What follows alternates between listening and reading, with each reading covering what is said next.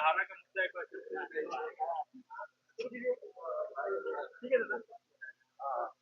कि वर्षों पहले राज्य ही नहीं पूरे देश के करोड़ों गरीबों ने, आम लोगों ने बड़ी उम्मीद के साथ सहारा कंपनी के भिन्न भिन्न कंपनियों में अपने पैसे को निवेशित किया था। निवेशकों ने, उन्हें आशा था कि सालों बाद हमें पैसे मिलेंगे सूद सहित, ताकि हम अपने परिवार के हित में काम कर पाए। बड़े दुर्भाग्य से यह बात सामने आई कि आज तक पैसे वापस नहीं हुए। हमने राज्य सरकार के सामने यह बात रखी कि भाई, भारत सरकार इन गरीबों के साथ खड़ी नहीं है। राज्य की भी ड्यूटी बनती है कि इन गरीबों को हक दिलाए, उनके निवेशित पैसों को वापस कराए। उसके लिए राज्य सरकार प्रयास करे। और मैंने उच्चतम न्यायालय को धन्यवाद भी दिया कि भाई, उन्होंने गरीबों की बात सुनी, गरीबों को न्याय देने का फैसला लाया। 2 साल उस फैसले को हो गए, इन पैसों को वापस करने का उनका आदेश हुआ, अब तक पैसे वापस नहीं हुए। हमने राज्य सरकार से कहा कि पहले आप जाने तो कि कितने पैसे निवेशित है झारखंड के।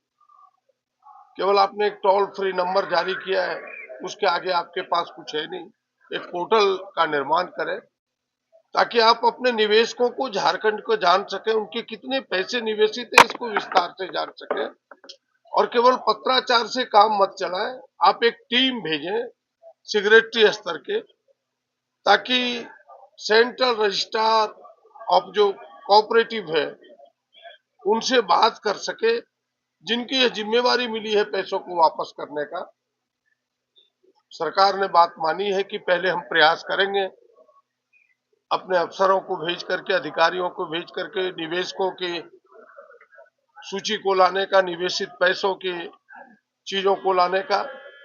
ना मिले तो फिर हम पोर्टल प्रारंभ करेंगे और अब पत्राचार से नहीं, अधिकारियों को भेज करके इसका समाधान करने का प्रयास करेंगे।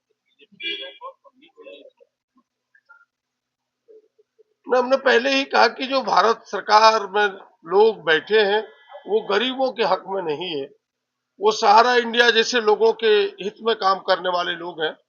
यही कारण है कि आज तक पैसे नहीं मिले।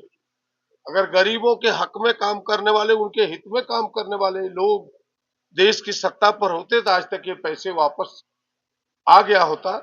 इसी कारण से पैसे वापस नहीं हुए हैं। इसीलिए मैंने कहा कि उच्चतम न्यायालय को, माननीय उच्चतम न्यायालय को मैं धन्यवाद देता हूं कि जिन्होंने इस निर्णय को, पैसे वापसी का फैसला सुनाया। जवाब मिला उससे आपने कहा धरने पर मत। नहीं, वो मैंने कहा है, लेकिन सरकार ने तो कहा कि हमें 7 दिन का आप समय दें। और हमें लगता है कि सरकार गंभीरता से विचार करेगी और ऐसे भ्रष्ट अधिकारियों पर लगाम लगाने के लिए जो हमने उनके सामने मांग रखा है, उस दिशा में कार्रवाई करेगी। जी, क्या दोषियों को बचाने की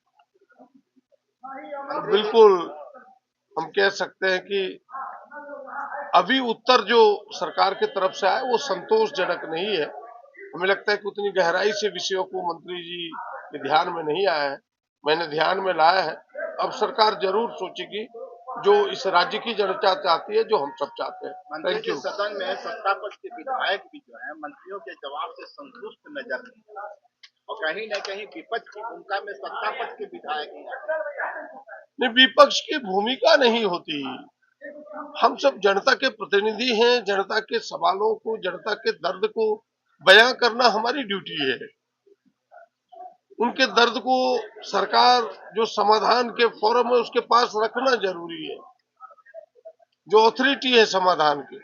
इसलिए सरकार के सामने रखते इसे विपक्ष और प्रतिपक्ष के रूप में ना देखा जाए। आप ये कह सकते हैं कि प्रतिपक्ष के लोग, जिन्हें दर्द को समेट के लाने की जिम्मेवारी जनता ने दी है, वो अपने में मगन है, वो जनता की इस जिम्मेवारी को नहीं निभा रहे।